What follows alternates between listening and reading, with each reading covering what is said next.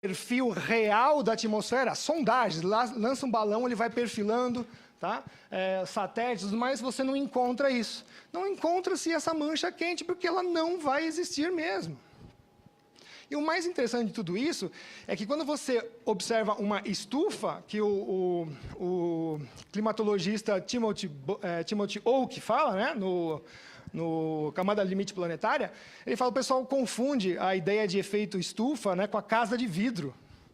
A casa de vidro, você está querendo segurar aquela dinâmica interna, mas se de noite o agricultor não ligar os ventiladores, vai dar geada dentro da estufa também.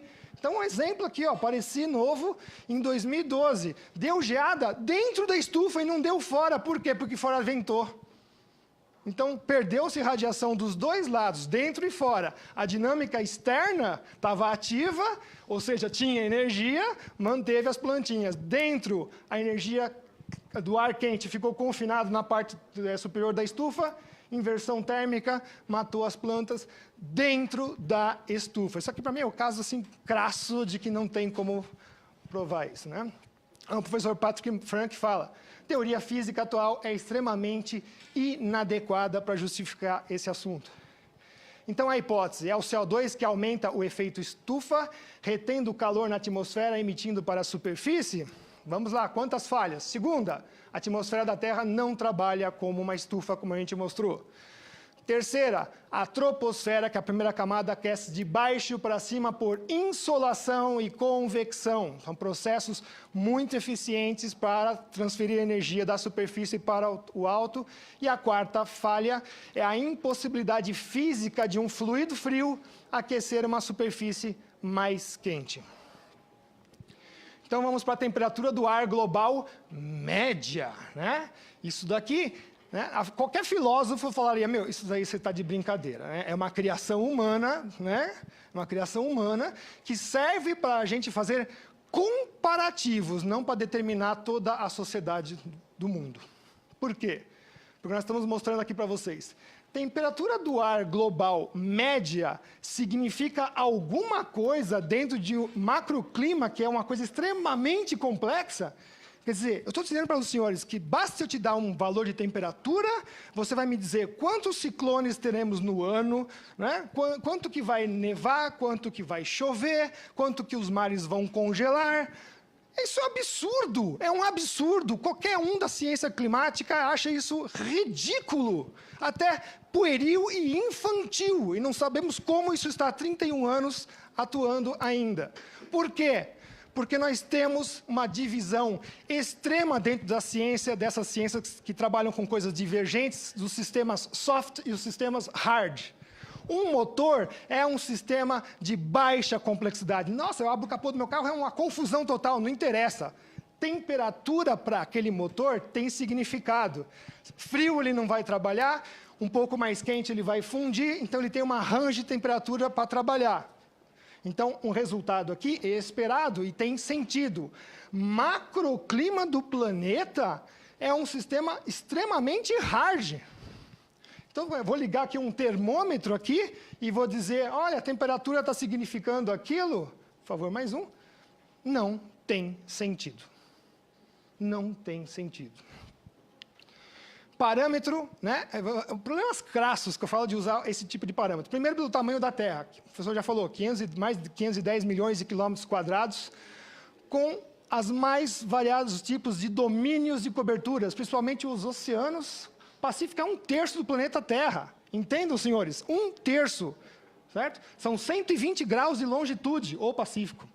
Gelo, Antártida. Terras áridas, nós temos muito, né? Mais de 39% são semiáridos e áridos dos continentes ainda por cima. E aliás, foi um russo, há mais de 200 anos, falou, o ser humano é o único ser do planeta que consegue levar água para todos os lugares e criar ambientes. Há 200 anos atrás isso foi falado. Então, a gente sim tem que controlar as águas e passar para criar ambientes, inclusive melhores, porque 39% deles são secos, semiáridos e desertos. Tá? Então, olha só, o IPCC vem com uma coisa pueril, uma mudançazinha de nada de temperatura, e está querendo colocar na cabeça dos senhores que aquilo ali significa o planeta Terra, onde as temperaturas variam de 89 negativo, a estação Vostok, in situ, a 58 positivo, no deserto do Saara, e pelas medições modernas de satélites já quebrou o recorde de 93,2 para 70 positivo. Achar que você tem uma média global de temperatura e isso significa alguma coisa, você está achando que você está medindo a temperatura do seu umbigo, porque não tem nenhuma relevância nos estudos de climatologia. Porque, de novo, você tem infinitas combinações de todos esses sistemas que podem lhe dar uma temperatura média global. Aí eu pergunto, eu posso voltar para trás com esse valor e saber exatamente tudo o que aconteceu? Não, você pode ter no máximo uma estimativa. E quanto mais for regional o seu estudo, melhor, porque para globo, esqueça. Você pode dizer, mas se teve uma glaciação, não teve, e olhe lá. Então, a operação para frente agora é válida? Ou seja, eu pego a temperatura e falo que se tiver 2 graus, eu vou estar diminuindo isso daqui? Não vai estar, porque não tem sentido. Como eu falei aqui, a temperatura do ar é um estado momentâneo que representa o resultado dinâmico de todo o conjunto. Jamais vai servir para rastrear fenômenos e muito menos para projetar esses fenômenos para frente. Isso não é possível. E, de novo, nós vamos às fontes. O senhor Hansen, né? E pegamos depois os dados também dos cientistas que medem, o professor Christian, por exemplo, que mede a troposfera, por favor. Então, notem aqui, de 1979 a 2012, eles colocaram aí uma variação de 0,1, a precisão científica, né, que o professor Molhão acabou de falar, 0,161, mais ou menos 0,033. Para nós da meteorologia, a primeira casa decimal tem alguma significância e olhe lá.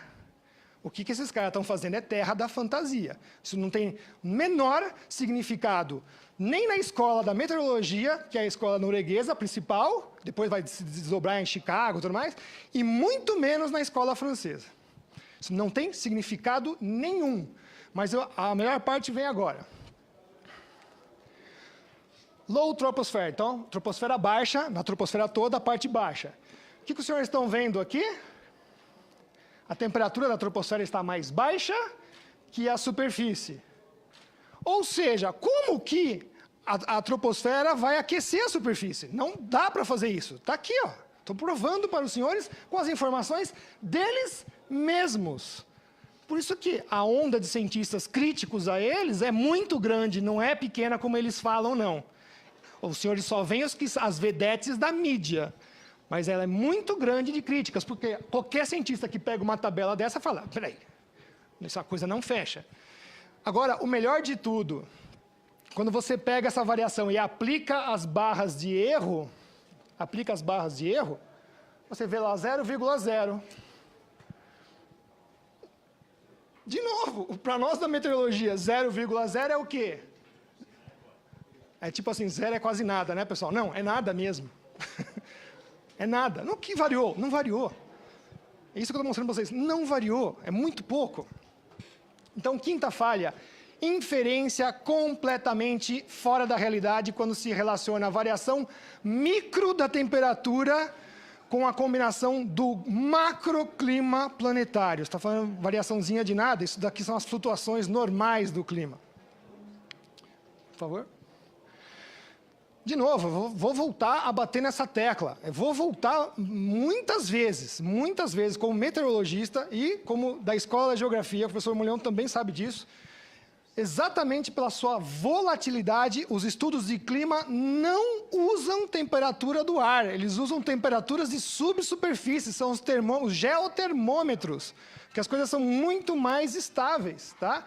E, para se falar qualquer coisa de clima, eu preciso ter, no mínimo, 2 variáveis. Pode ser a temperatura média do ar mensal, mas, obrigatoriamente, eu preciso ter os totais pluviométricos do mês.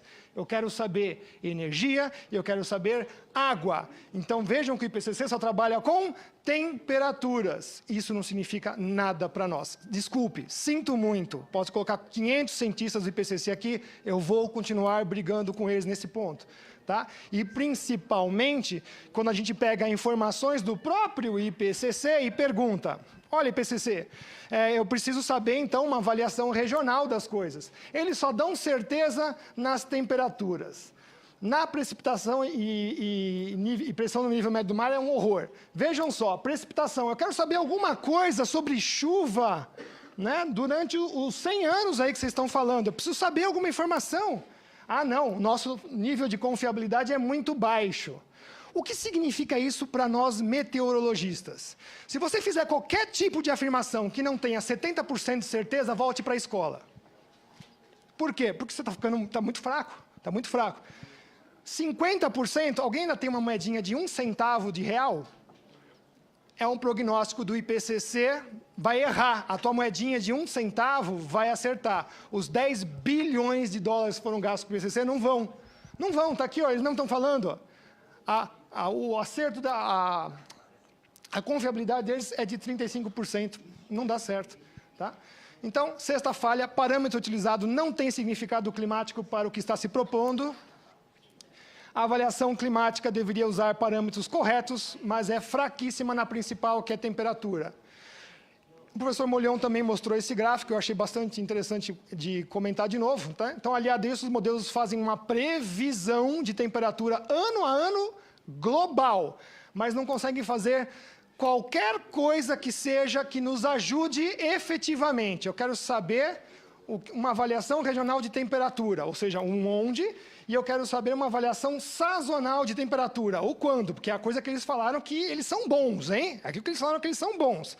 Então, nisso que eles falaram que eles são bons, eles não conseguiram fazer absolutamente nenhum prognóstico de secas no Nordeste brasileiro, que já aconteceram nos últimos 31 anos, as quedas abruptas de temperaturas sazonais da Europa e da Ásia por anos seguidos, nós estamos com anos seguidos, aqui passa, né, o inverno o pessoal esquece, né?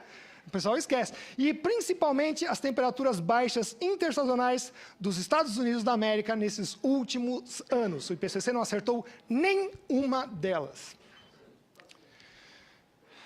Mudança climática, então, né? Aí eles viram que, opa, as coisas começaram a esfriar, mudaram, né? Eu preciso mudar esse tema, mas eles já fizeram isso de cabeça pensada, porque é IPCC, Climate Change. Ele falou, meu, se até lá, até o final do século XX, a gente não conseguir, já tem o meu coringa na mão, certo? E é um coringa mesmo. É um coringa mesmo, certo? Porque é o grande coringa da climatologia moderna. Está lá, ó, não sabemos o que fez isto acontecer, logo foram as mudanças climáticas. Qualquer coisa que você vê. Né? Choveu lá no Rio de Janeiro, né? São as mudanças climáticas. Pegou fogo na floresta, são as mudanças climáticas. Tá? Então, pior de tudo, isenta todos esses aventureiros que 90% deles não são meteorologistas e muito menos são da climatologia geográfica ou que são meteorologistas que trabalham com isso há muitos anos, tá? De prestarem satisfações das suas certezas científicas. Tanto é que já estão jogando para 500 anos para frente. Por quê? Nós já fizemos um levantamento de todas as previsões deles dos passados, de 20 até 60 anos atrás, todas elas erraram. Tá? Então, realmente é cartomancia. Tá? Mudança climática é o grande coringa. Se esquentou é a mudança climática, se esfriou é a mudança climática, derreteu, congelou, secou, choveu, desertificou, explodiu, tudo é mudança climática. Como era o El Niño, né, professor? Nos anos 90, tudo era o El Niño. Agora, eu vou pegar assim, uma pessoa que a gente admite como o pai da meteorologia moderna, que é o Sr. Lorentz. É um cientista de primeiríssima linha, já falecido. Tá? In Climate is What You Expect, é um livro que ele escreveu. Ele, por exemplo, fez todas as teorias de divergência de fluidos, é excepcional. Ele coloca lá, ó, explica que a partir da definição mais básica de clima como algo essencialmente dinâmico, e seria impossível falar de mudanças climáticas, porque a mudança já está implícita na própria ideia de clima, como nós começamos a nossa palestra falando para os senhores. Então, oitava falha, qualquer fenômeno que observemos na natureza está sendo acusado de mudança climática, quando, na verdade, eles fazem parte desta variabilidade natural. E sobrou o que para nós, pessoal? Problemas de todas as ordens no mundo e na sociedade. Então, é interessante que os temas de aquecimento global ou mudança climática, eles usam conforme for conveniente, estão sempre associadas a qualquer coisa de aspecto negativo no mundo e na nossa sociedade. Tá? Simplesmente porque eles pegam aí a concentração de CO2 de Mauna Loa, que é um vulcão ativo, tá? Uma ilha vulcânica, com qualquer outra variável que eles tenham interesse. Né? Então, as principais são temperatura, derretimento do gelo, congelamento. Nossa, o gelo congela também é o aquecimento global, é interessante isso, né? Aí inventam as explicações mais estapafúrdias possíveis. Subida do mar, desertificação, aumento de chuvas, diminuição de chuvas, então chove mais ou chove menos. O exemplo que o professor Molhão falou de 2014, atribuíram a corte de floresta amazônica. Em 2015, não só choveu muito, quebrou algumas marcas e encheu todos os reservatórios. Aí eu acreditei no João e o pé de feijão. Ele passou na Amazônia e jogou um monte de feijões e nasceram, assim, milhões de árvores de 2014 para 2015, para seguir a hipótese deles que a árvore faz chover. Né? Mas tem coisas mais interessantes, porque diversos trabalhos levantados, e o Oliveira fez um levantamento de dinheiro que foi usado no mundo para fazer pesquisa de relação com mudança climática. Então, o que a gente vê é que aumento de CO2 causa aumento de alergia, terrorismo, queda de aviões, risco de colisão com asteroides, morte por câncer, canibalismo em massa, aumento da atmosfera, diminuição do clima, aumento do clima, embriaguez de peixes, tá? Cegueira em caranguejos e lulas, essa foi essa semana, tá? Insônia em crianças, ataques de puma. Cuidado, quando nós saímos da sessão, teremos pumas aí fora para nos atacar, tá? Criminalidade, depressão, danos à saúde de cães, mudança do eixo e velocidade de rotação da Terra, extinção das espécies, da civilização humana, volta de répteis pré-históricos. Está na Nature, uma lançada. Nossa, vão voltar os répteis por causa disso. Né? Fome, desastre no mundo da moda, envenenamento por comida, mudança, enfim, um monte. Mas o que eu acho interessante, que essa aqui é fenomenal, né? Não podemos esquecer também que dinossauros causaram aquecimento global. E assim, hoje, os bois e as vacas também. Além dos obesos. Pega o gordinho, porque o gordinho causa aquecimento global. E cara recebeu dinheiro para fazer pesquisa em cima disso. Aí o cara faz uma relação totalmente impossível. Ah, porque gasta mais gasolina, come mais, não sei o quê. Olha só. É que eu falei para vocês. Né? Então, a mudança climática é o canivete suíço. Até o 7, Alemanha, Brasil 1, também foi a mudança climática. Tá? Então, nona falha, aquecimento global e mudanças climáticas serve de bode expiatório para todos os problemas humanos ambientais possíveis, somente porque correlacionam o valor de CO2 do Havaí com qualquer variável que eles tiverem interesse.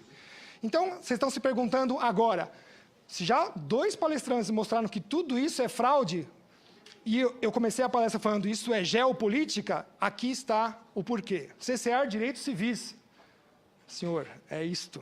Tá? Criação de mais impostos nacionais e mundiais. E o terceiro que mais me assusta, que faz parte da agenda que o senhor estava falando, que é aplicar métodos de controle total sobre a humanidade e as suas formas de produção. Sim, o IPCC vai criar o ICCC, que vai ser como se fosse uma agência atômica internacional. Eu estou dizendo para os senhores que CO2 vai ser urânio. Do mesmo modo que se trata urânio, vai se tratar CO2. Está prognosticado nessas conferências. E aí você vê que todas as nossas esferas de desenvolvimento, produção industrial, pesquisa, energia, saneamento básico, tudo, aparece um negócio chamado mudança climática, que é algo inexistente, e vira uma enorme ameba, né? Ela vai entrando em todas. O senhor mesmo estava falando, né? Vai entrando, não tem jeito. Nós temos que fazer uma vacina para tirar isso. É uma vacina. Né? Então, o ambientalismo e o clima, olha só, né? Tornam-se um sistema combinado, escalonado, para pretender atacar e controlar os seguintes pontos gerais. Eu vou ter que dar estendidinha, 5 minutos. Geração de energia, que vai ser encarecer cada vez mais a nossa energia, e aí a produção e as condições humanas de vivência e qualidade vão diminuir.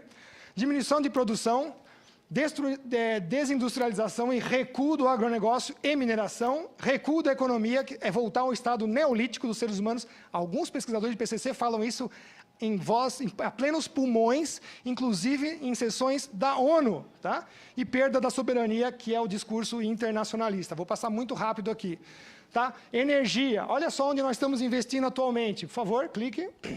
Eólica, biomassa e solar, as 3 mais caras. Por isso que a conta de energia só sobe. Processo de industrialização do país, esqueça, só vai cair. Ninguém vem colocar indústria num país que a energia é extremamente cara. Vejam o que aconteceu com Portugal nos últimos 10 anos. Tá? Então, quando eu vejo essas reuniões, né, tentando fazer um processo de reindustrialização, não vai dar certo, porque ninguém vai vir para cá. Soberania política de Estado e segurança alimentar. Vejam, nós já estamos com 66,3% do nosso país bloqueado. E eles querem que chegue à meta de 80%.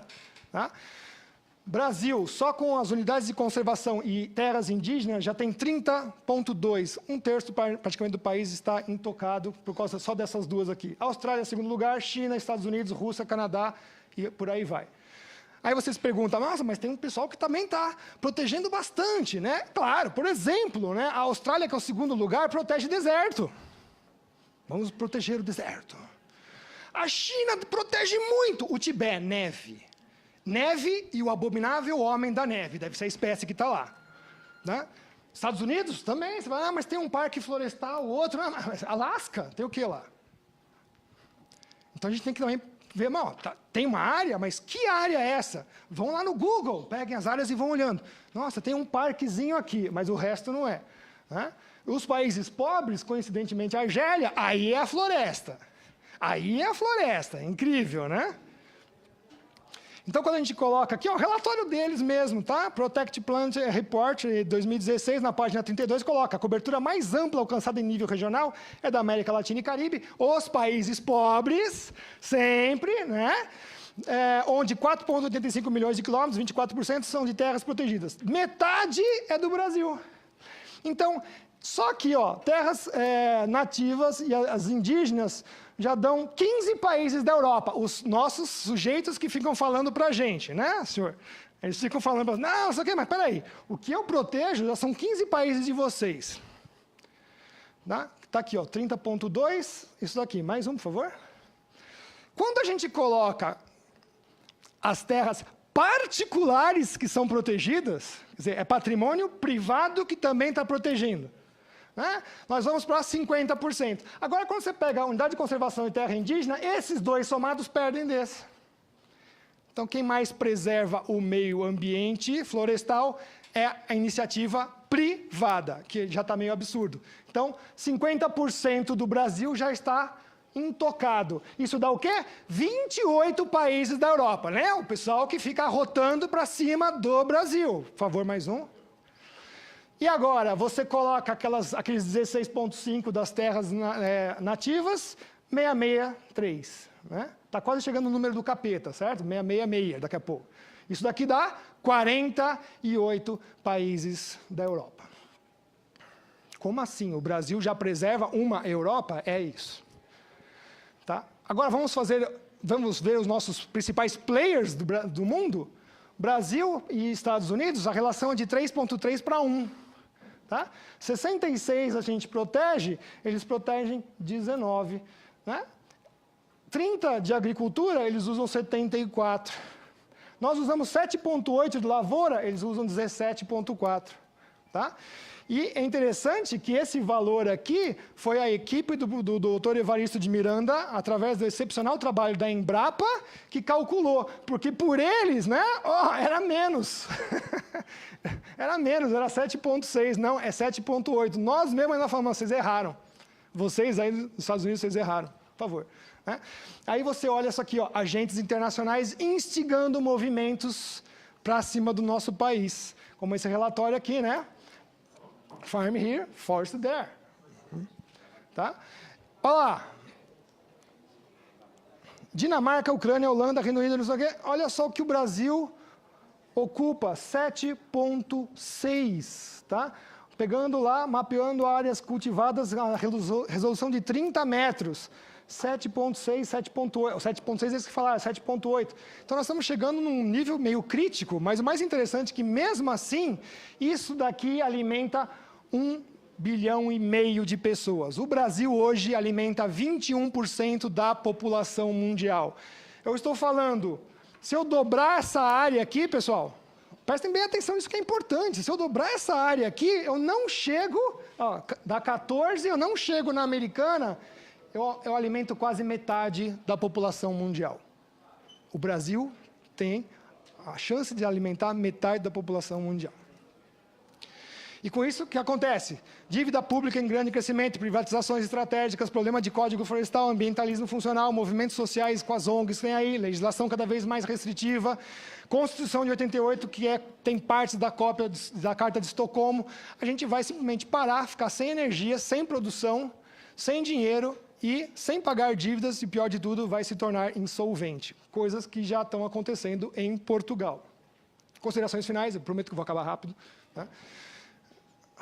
Pelo que a gente expôs, CO2 não controla a temperatura do planeta e muito menos o seu clima, que é uma coisa extremamente complexa, né? Temperatura não significa clima.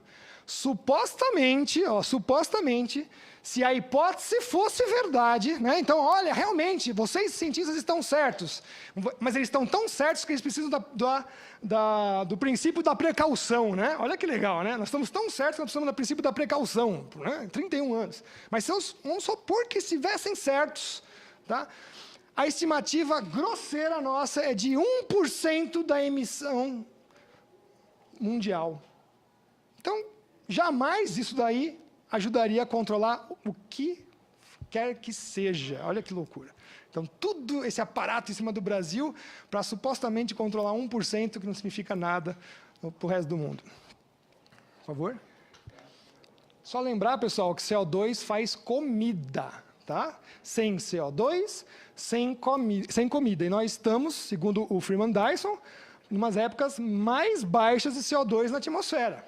Mais baixas. Então, retirar mais vai ainda destruir as plantas C3, que são a base alimentar, e vamos morrer de fome. Então, toda vez que alguém combate o CO2, ele combate a natureza e ele combate a humanidade.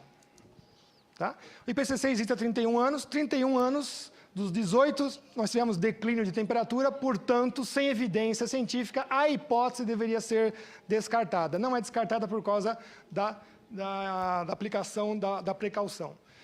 2 grandes estadistas do mundo, aquecimento global é uma fraude. E aí, na hora que a gente volta para a nossa equação, estava aqui, né, bonitinha, o que eles estão mandando a gente fazer, por favor? Logo, precisamos salvar o planeta. Né? E como é que a gente salva o planeta? É toda essa relação geopolítica que o senhor estava explicando, né? Precisamos mudar tudo, aquela mentalidade de destruir tudo e começar do zero, né? Certo?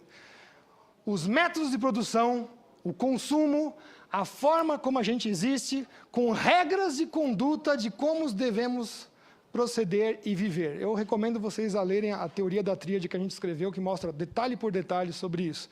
Então, gente, quando eles falam isso daqui, eles querem mudar, no final das contas, você, para que você tenha uma vida menor, com menos consumo, que comprometa a sua existência e, por sua vez, comprometa a sua sobrevivência. É isso que está em pauta, é isso que a agenda do desenvolvimento sustentável vai nos levar.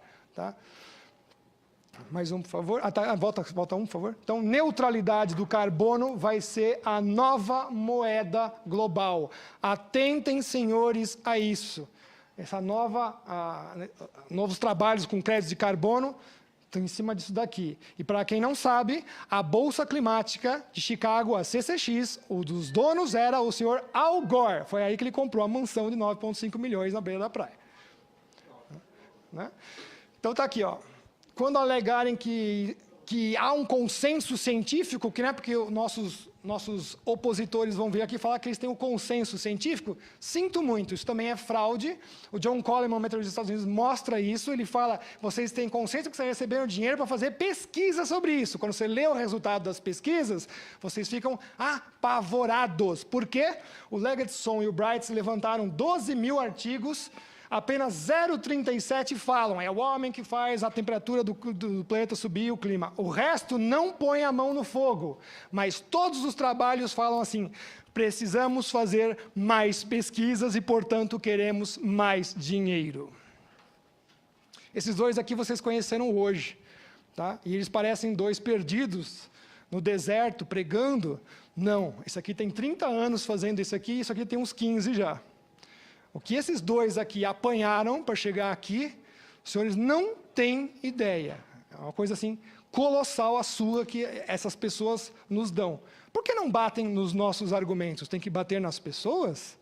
Eles estão sozinhos? Não, aqui eu só pus alguns exemplos de vários colegas nossos do mundo inteiro que também falam a mesma coisa, tá bom? Então, muito obrigado, senhores, pela sua paciência. Estouramos aí um pouco o tempo, mas eu acho que valia a pena, porque chegar aqui, né, professor Molhão, foi difícil.